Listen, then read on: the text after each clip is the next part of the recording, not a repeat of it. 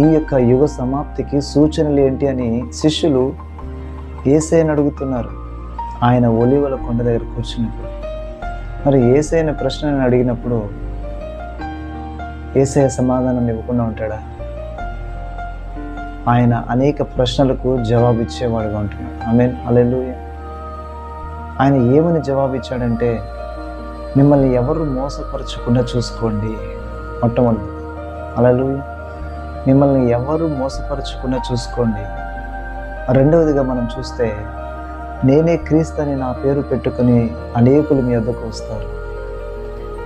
యుద్ధముల గురించి, యుద్ధ సమాచారాల గురించి మీరు వింటారు.